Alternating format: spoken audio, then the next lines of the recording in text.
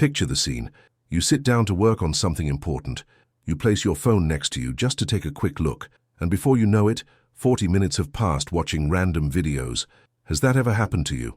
This happens to almost everyone. But here's a truth that few people like to face. Your ability to focus 100% on a single task might be the only thing standing between you and the result you want so badly. We live in a constant battle with distractions. Smartphones, notifications, social media, everything is designed to capture your attention. And the worst part, they're winning. The problem isn't just the time you waste on them, it's the mental energy you lose, the clarity and the momentum you need to truly move forward. Every time you're interrupted by a notification, it takes an average of 23 minutes to fully regain your focus. Now imagine that happening 10 times a day. Do the math. You're throwing away over 3 hours of real productivity every single day. And don't fool yourself by saying you work well with your phone nearby. That's an illusion. The human brain wasn't built for multitasking, and while you're jumping between messages, your feed and work, what truly matters is being left behind. Want an example? A friend of mine once decided to work on his own business. He had amazing ideas, a solid plan, but he couldn't make progress. You know why? Because he kept just checking Instagram. His productivity turned to dust. When he finally decided to cut out distractions, he got more done in 2 weeks than he had in the previous 2 months. Now tell me, how many things have you left undone because you got too distracted? The good news, focus can be trained. You're not born with it, you develop it. But for that, you need a practical strategy. And that's where a simple yet extremely powerful protocol comes in. Picture this. You wake up, grab your phone, open Instagram, then WhatsApp, take a quick look at the news, and before you realize it, almost an hour has gone by, and the day hasn't even truly started. This is the daily pattern for millions of people. And the worst part, they don't even realize how much it's costing them.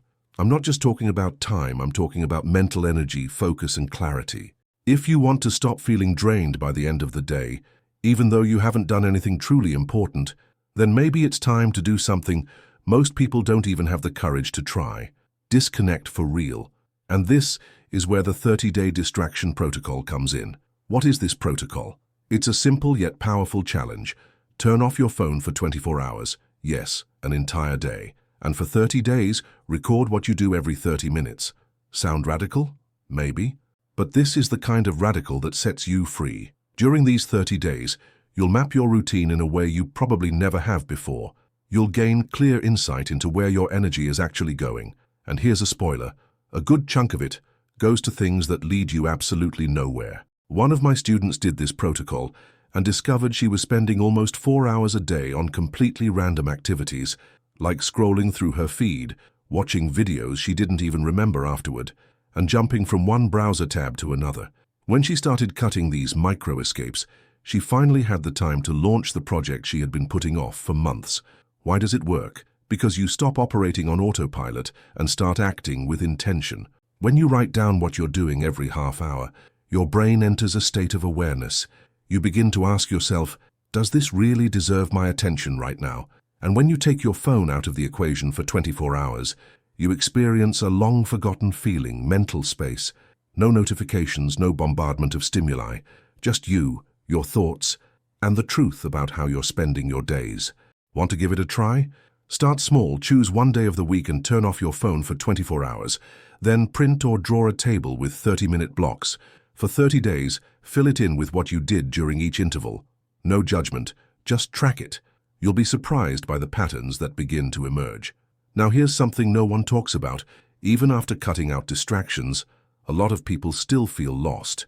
You disconnect, organize your routine, but then that question hits, okay, now what? What do I actually want to do with my time? That feeling has a name, and it's more common than you think. And to get out of it, you need more than just focus. You need direction. Let me show you how to get out of the anti-zone and into a state of deep clarity and purpose. And trust me, this changes everything. Picture this. You have a free day ahead of you. No urgent commitments, no distractions around. But then comes the question that freezes everything. What do I really want to do with my life? And instead of using that time to move forward, you stall. Open a video, check your phone, get distracted again. That feeling has a name. The anti-zone. The anti-zone is that mental state where you feel like you're alive but not really living. You wake up, do what needs to be done, check off tasks, but deep down, there's a lingering feeling of walking in circles. No clear direction, no sense of purpose. A lot of people think they're tired or unmotivated, but the real issue is this: a lack of purpose. Now let this sink in. You can cut out every distraction in the world, but if you don't have a clear why, you'll end up right back where you started. Because emptiness isn't filled with productivity alone. It's filled with meaning. The way out? It's getting into the zone. And no, I'm not talking about the comfort zone. Quite the opposite. I'm talking about the zone. That state of intense focus, clarity, and flow where everything aligns. You have a clear vision of what you want. You set goals. And more importantly, you know the next step. How do you do it? Start simple. Shut out the external noise. Remember the distraction protocol. It helps a lot here. Write down 3 questions on a sheet of paper. What energizes me? What would I do even if I didn't get paid for it? What do I want to leave behind as a legacy? Create a micro goal based on your answers. Something you can do in the next 24 hours. It doesn't have to be huge, it just has to be clear. A friend of mine was completely lost. He worked in a field he hated, procrastinated constantly, and felt like a silent failure. When he answered those 3 questions, he realized he had always loved teaching. That same day, he recorded a simple video explaining something he knew well and posted it on Instagram. Did it get many views? No. But at that moment, he stepped out of the anti-zone and into the zone. He took the first step with clarity, and that changes everything. And here's a reminder. You don't need to have everything figured out to begin. Purpose is not a fixed point on the horizon. It's a process that only reveals itself as you move. Now think with me. Even with a clear purpose, there's something that could silently sabotage you every single day. What are you feeding your body and mind? Because it doesn't matter if you have goals. If your head is filled with mental junk and your body is constantly inflamed, you won't get far. Here's the truth. There's an invisible diet sabotaging your results, and it has nothing to do with processed food. I'm going to show you how to reprogram your mind and body with a simple shift in your physical and mental diet. And this might be exactly what you need to explode with clarity and energy. Imagine your body as a high-performance system. Now think about this. Everything that goes in, every news story you consume, every repetitive thought, every type of food becomes fuel. The question is, what have you been feeding yourself lately? Because here's a truth most people don't like to face. You are not just what you eat. You are also what you consume with your eyes, your ears, your mind. Endlessly scrolling through your feed, watching tragedy after tragedy, comparing your life to that fitness influencer in Dubai. And then you wonder why you feel anxious, stuck, drained of all energy. Bad input leads to even worse output. Let's get straight to the point. If you fill your body with inflammatory foods, you're going to feel sluggish, sleepy, unfocused.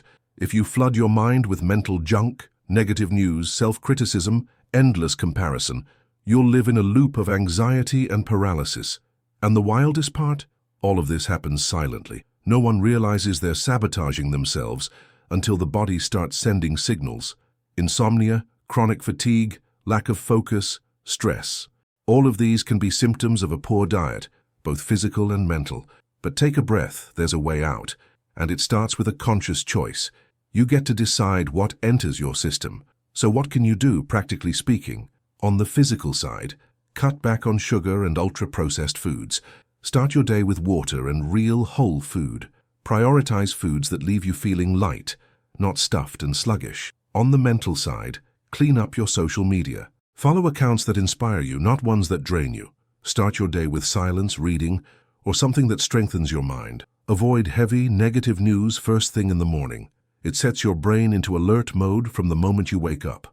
Small swaps make a big difference. Swap 10 minutes of doom scrolling for 10 minutes of intentional reading. Swap your afternoon soda for a 15-minute walk outside. Swap I can't for I can't yet. One of my students replaced her habit of waking up and immediately checking WhatsApp with 10 minutes of reading a book she loves. The result?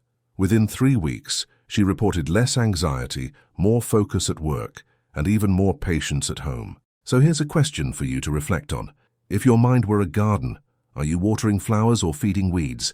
If this content added value to your life, make sure to subscribe to the channel and leave a comment to support us. Your presence here makes all the difference.